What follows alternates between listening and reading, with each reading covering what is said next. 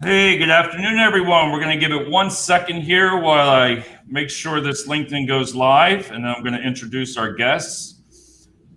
This is the great thing about technology. I will have a counter coming soon, everybody. So I'm in the process of learning everything with LinkedIn Live. So let's see, as long as it comes up and says Dave is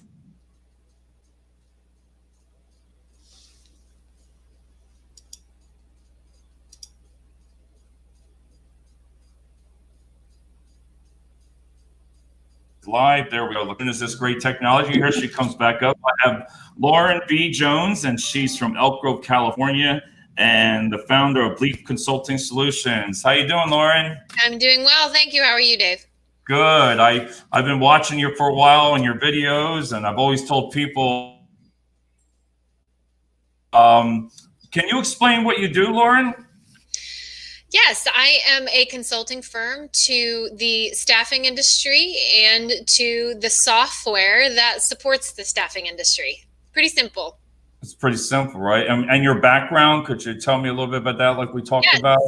So I've been in the staffing and recruiting industry for 22 years. I started as a temp, years fresh out of school, and I have probably held every position, and over the course of almost the better part of a decade, so the last 7.5, 8 years, I have been totally and completely focused and immersed in HR tech. And so I was laid off very early on in this whole COVID-19 situation, and decided to go out on my own.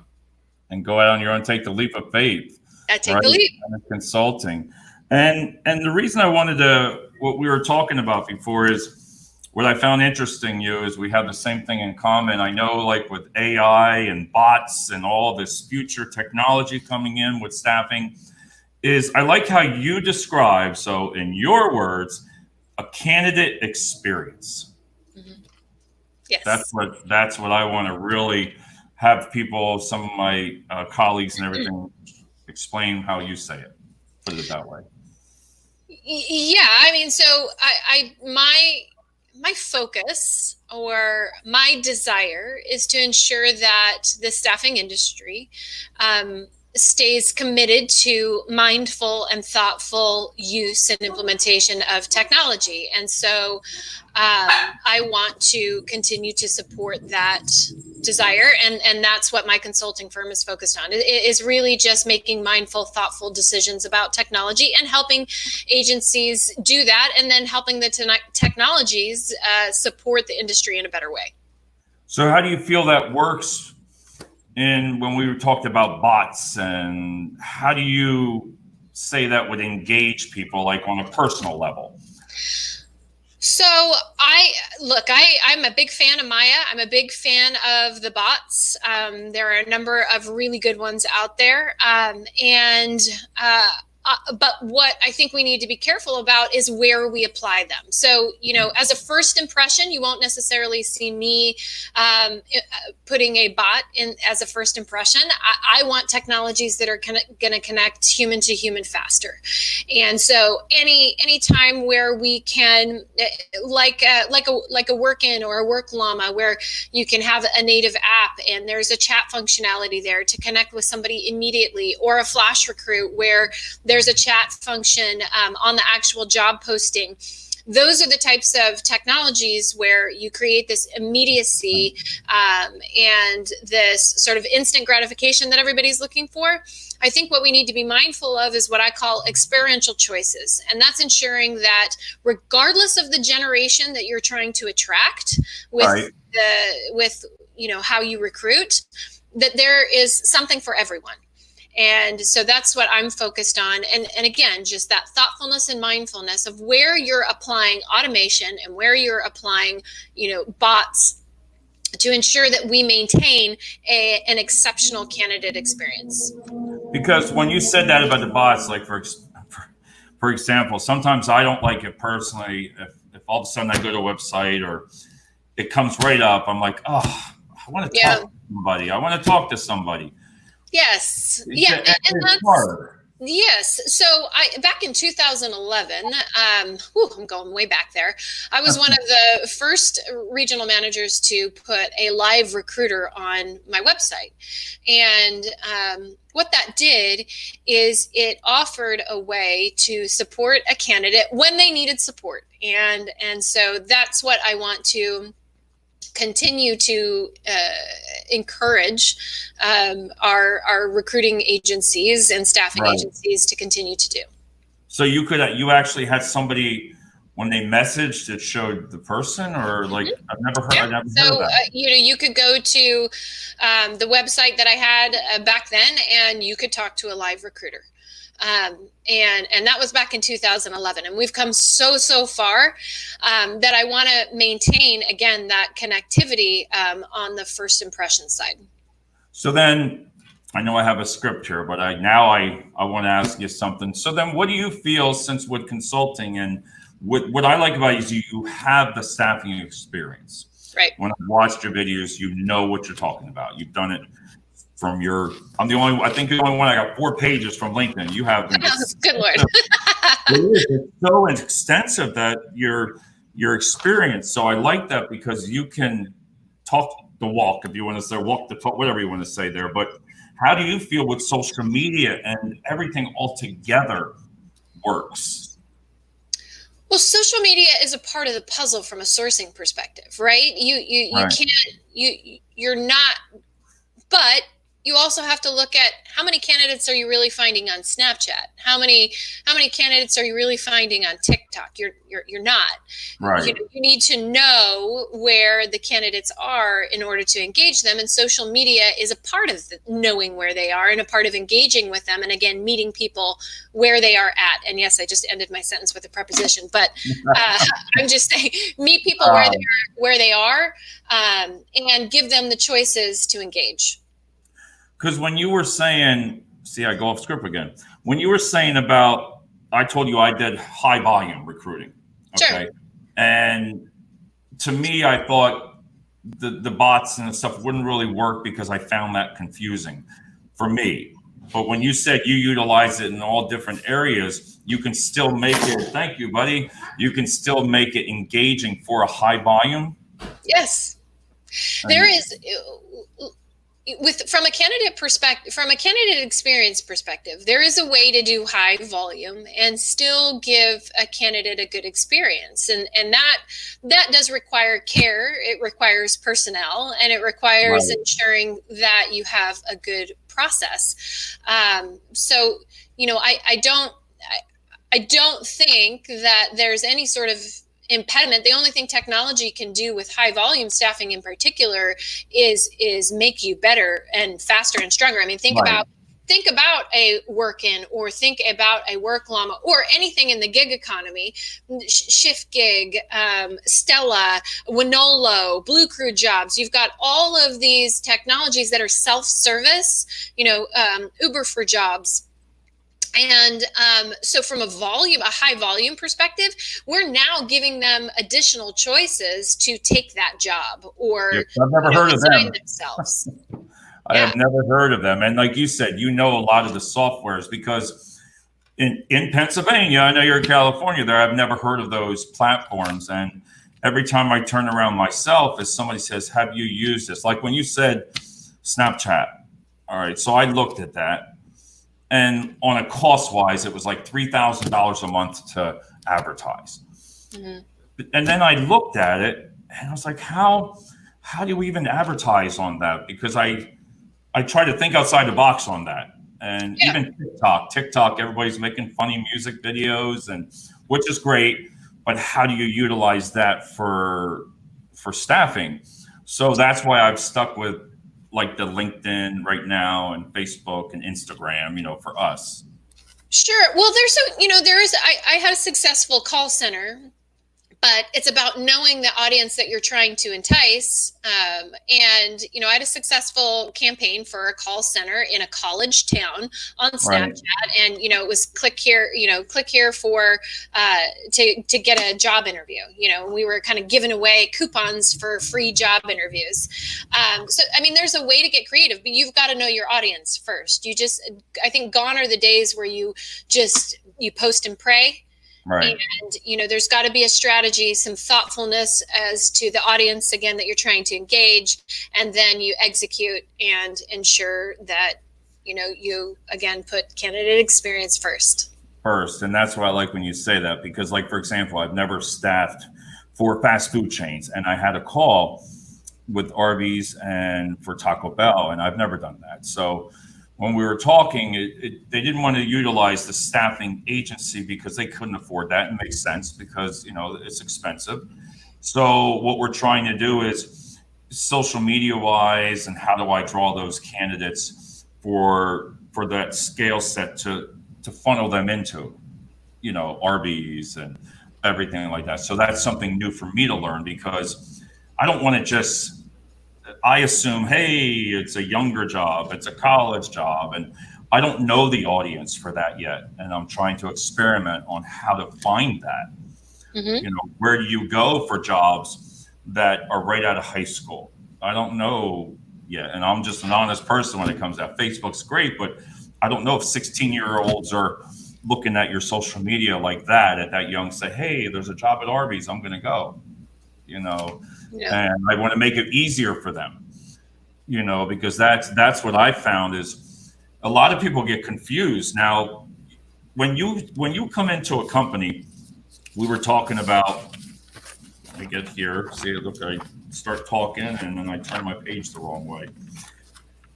What do you see the difference in how servicing a mid-sized company versus, all right, let me back that up, a startup, mid-size versus someone that's already been in business? What do you do for them, and the difference, if that makes sense? Well, how I've supported the different sizes of agencies has sort of run the gamut. I'm working with one of the largest staffing firms right now in a more strategic capacity. And then the smaller firms, again, is helping them.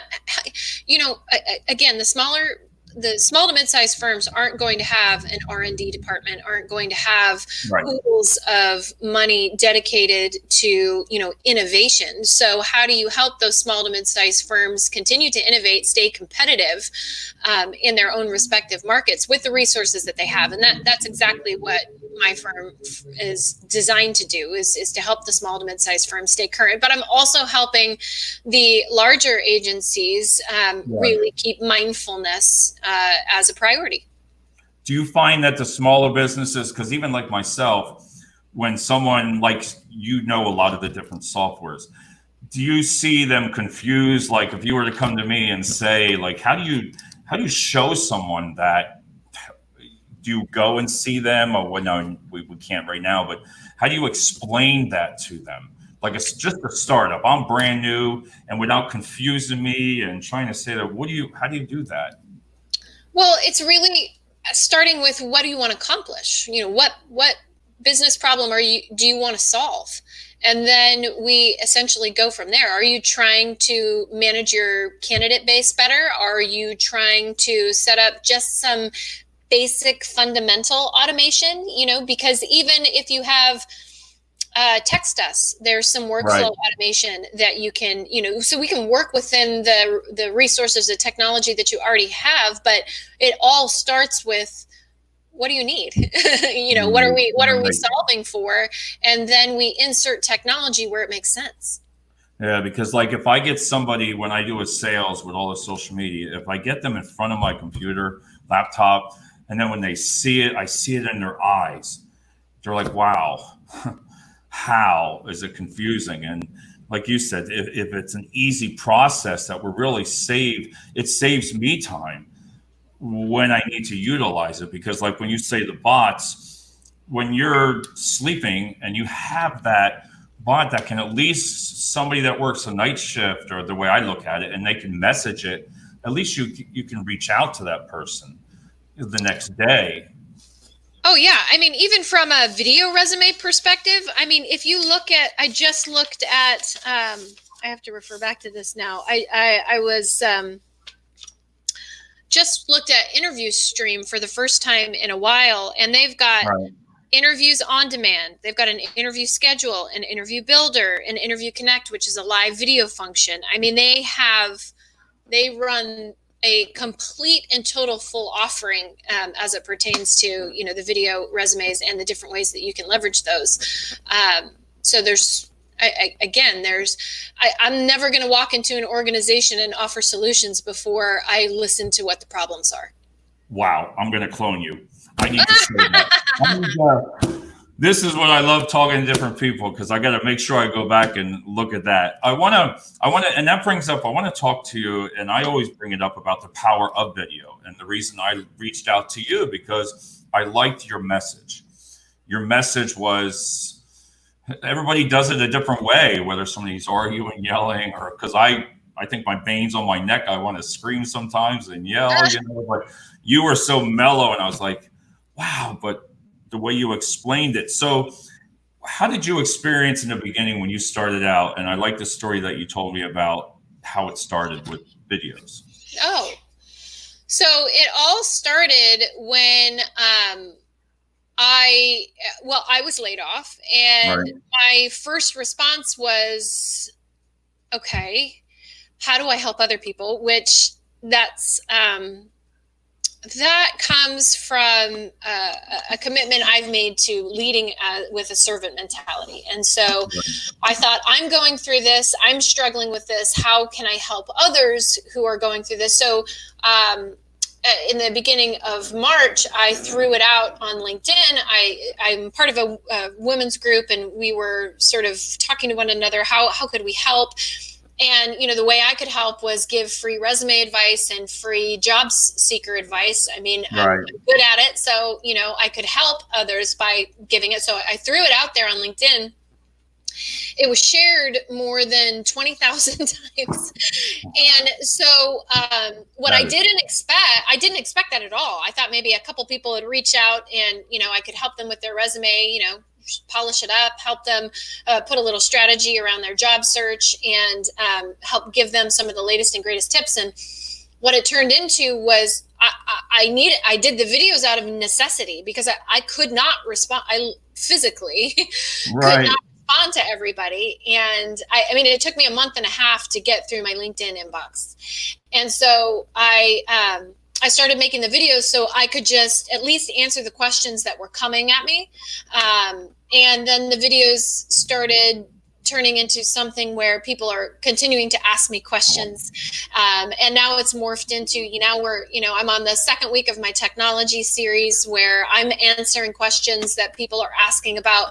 How do I put strategy around implementing new technology? So what started as offering help and support. So, you know, karma is a real thing, guys. If you put goodness out there, it will come back to you. You know, I started a consulting firm 2 weeks before a global pandemic, you know, and the odds of me succeeding would not have been great. And I truly believe that because I began the whole thing with how can I help, you know, I'm seeing some modest success that I'm seeing. And that's what I've said. Even again, I started in October. So the consulting and the staffing and, you know, building the relationships, and I learned on LinkedIn, and then this.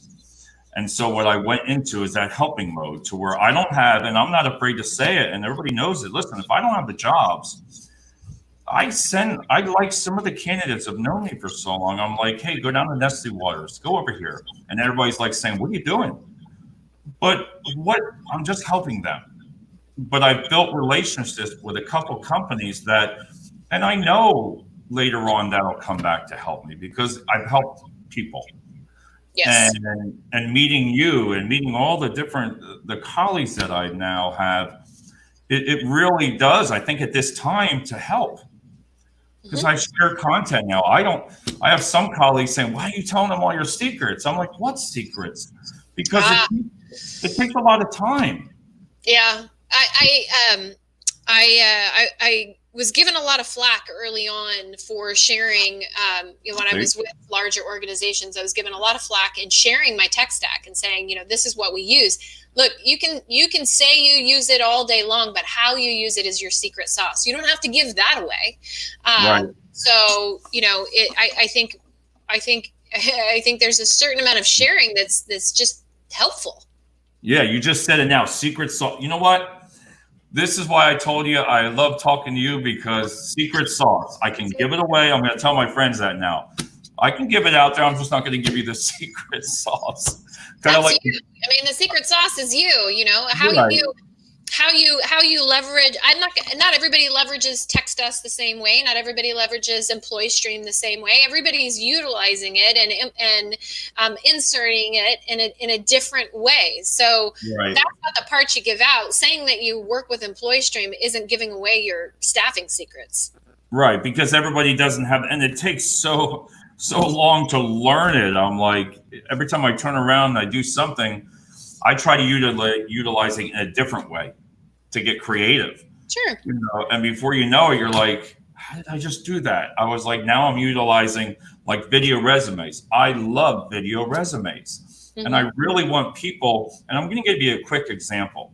I had this gentleman I'm working with now, and his wife wanted help. So I reached out to her, and he is a former Marine. He felt his age, nobody would reach out to him. He's losing his job, his age. And so he sent me his resume.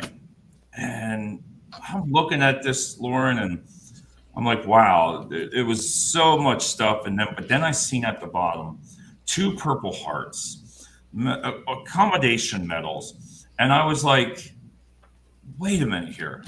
If I didn't read all the way down there, to me, I'm sorry, Purple Hearts, if people know, he was in combat. He got wounded. 12 years in the Marines, and then, so he did the video resume today. So I was geared it because one of the question was, explain what you did in the military.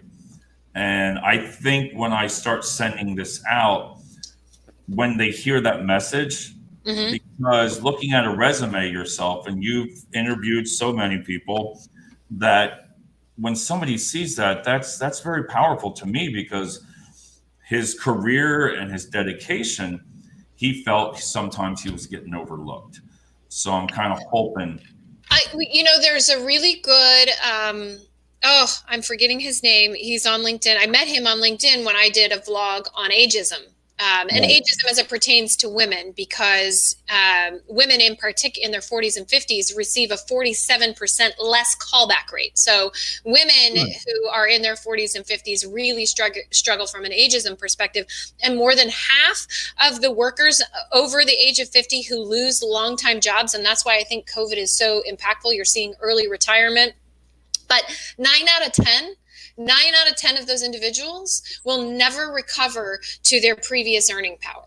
And I think we in the U.S. have a really, skewed version of our more senior workers, whereas in the U.K., they're really revered and respected. And I think we need to take a page out of the U.K.'s book, because being over 50 doesn't mean you're dead and you can't work. I'm 46 years old, for God's sake. I am knocking on 50's door. You're not, and that's what I feel. Hi, Colin. How's it going, buddy? I got Colin from Duckenow. He does he's one of the reps for us for video resumes, and they're just a great company, and they care. That's what I like. They're good people, and what a time, like you said. Some companies have benefited. I don't want to say they benefited, but in a way, some are hurting, and now some of the companies are really excelling. So my last question, because wow, I can't believe 25 minutes, is if you had to give, this wasn't one of the questions, but if you had to give, I know I love doing that to you, because I really, again, you helped me calm down. No, I know. Like I said, I am usually the opposite of calm. I am wired. I am I know, and wired. people say, I watch Lauren's videos before it, and you think I'm joking, but I have. I'm like, I tell my wife, I see she's so mellow. And, but if I you don't had think to anybody give, would ever describe me as mellow, but thank you. I'll take it. if you had to say in 30 seconds, seriously, Lauren, what would you say to job seekers right now? What would you say to companies? What would you say to startups? Going through this situation and your knowledge in staffing, integrating it with social media and all this, what would you say and how to go forward in your opinion? So for the businesses and startups, and I think that the way that I've seen some organizations pivot has been exceptional. And I think you're going to see a lot of consolidation. Not everybody's going to make it out alive through this whole thing, but I think that there will be some exceptional lessons learned. Hopefully, work from home will now be something that is less taboo and more accepted. I think there's no going back to normal. I think we've read that everywhere. For the job seekers and those looking for work out there, we need to get on point now. We need to start now. I know I've seen a couple comments on LinkedIn, on Facebook, where people are saying I'm making more money on unemployment. And look, I think it's great to take a hot minute to just come up for air and do the quarantine as you're required to by state. But I think even in quarantine, you need to start planning for the future. And I talk a lot, whether it's technology or resumes or your job search, that it's all in the plan that you put together. Plan your work your plan. And so I think everybody needs to take this time, whether you're a business or whether you are a candidate, to plan for the future and how this new world is going to work for you. Yeah, because when I look at yourself and I look at myself, and I'm a startup the same way, even though it was in October, I'm trying to stay focused, learn. I've learned so much, and I always say failure is not an option, and I need to make sure this works. And, you're here to help people just like yourself, to help companies. So, and one last one, I'm sorry. Have you noticed? Just know, Dave, failure is okay. I learned more from failure. I had a startup last year, and it was kind of a side hustle, a technology I was working on, and we failed to get funding, and that's okay. I'm not afraid to say that I failed. I learned a hell of a lot in going through that. I had no idea what a Delaware corporation was. I had, I had no idea who Y Combinator was. And I've learned so much from that failure. So I'd say, regardless of what the outcome is with your startup, I mean, you did it, and that's half the battle. That's what, you're not joking, because I can only kick one person. Once I've learned from the accounting, the sales, the marketing, and I'm like, that was my fault. There's nobody to blame, I wanted to ask you real quick, in California, I only see on the news, what do you see in what you do? We talked about it, smaller companies versus larger companies, corporations, and what do you see like right now? It was interesting that, well, I'll let you say it. What do you when you said, like, what are you seeing your business going towards? Are you getting a lot more calls from smaller businesses, startups, because they started up, or no? It's been all over the place. So I've supported tiny companies, startups, to large corporations, and geography doesn't really mean anything anymore. So California, I am certainly helping those that are in my network here in California, but it's run the business that I have been supporting as of late has run the gamut of small to large, and that's good. I mean, look, in these times, everyone's got to be scrappy, and I have never been afraid of hard work. So I think if you're willing to put in the work, it's gonna work out. But as far as what I'm seeing, I'm working with all different sizes of organizations. All different. And one last seat. This is the last thing I promise you. That's You okay. said the magic that, listen, customer service, I'm guilty as it, customer service to me is very important now.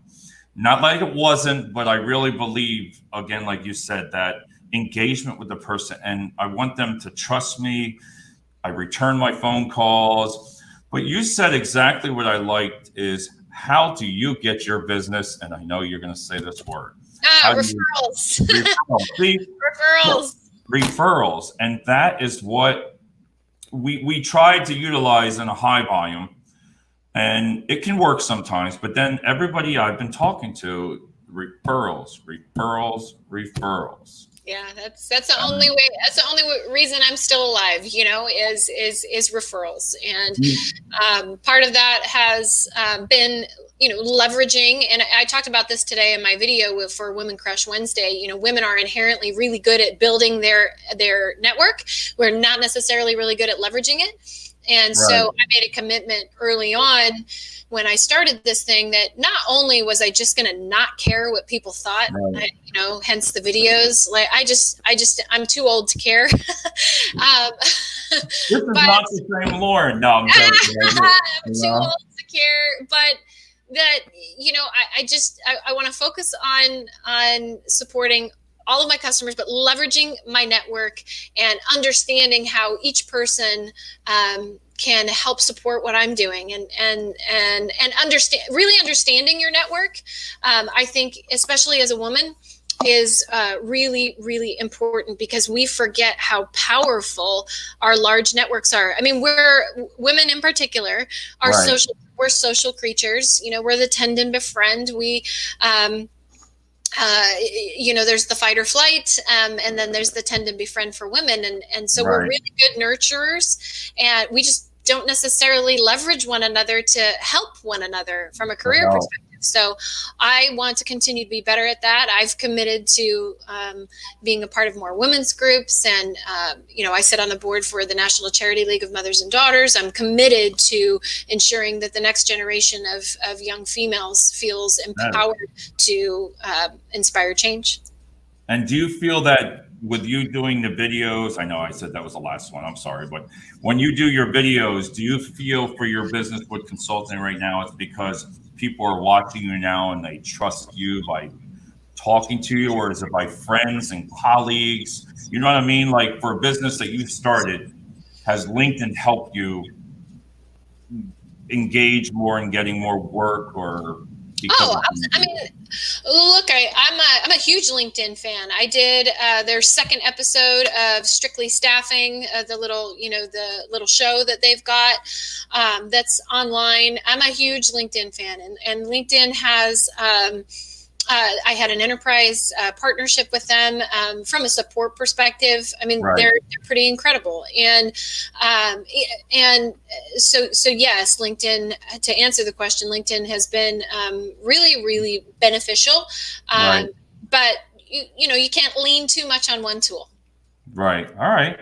Well, I'll tell you what. 32 minutes. I know, right? Yeah, it was usually 15, and that's what happens. You just start talking and you learn so much. But I want to thank you so much, for coming on, and I've watched. Thank you for having me. Yeah, I can't help it. I mean, what time is it where you're at now? It is 11:55. Wow, you still have a long day yet, right? I do. Lauren, thank you so much. And everybody, you can see the website on the bottom here that's been running across there, www.leapconsultingsolutions.com. And this will be posted on LinkedIn, and I'm going to provide Lauren the link too. So please share it, if you have any friends out there that need Lauren's help. And Lauren, is it just California, or you will help surrounding areas, states, or are you just? Oh, I'm all over the place. I've got Florida, Boston. Okay, great. Yeah, I'm helping geography. Geography is just geography. Okay, so then they can go to your website and find every single thing about you, right? Yep. And reach out. All right. Thank you so much, and stay on here, and we'll talk to you soon. All right. All right. Thanks. Bye. All right. We are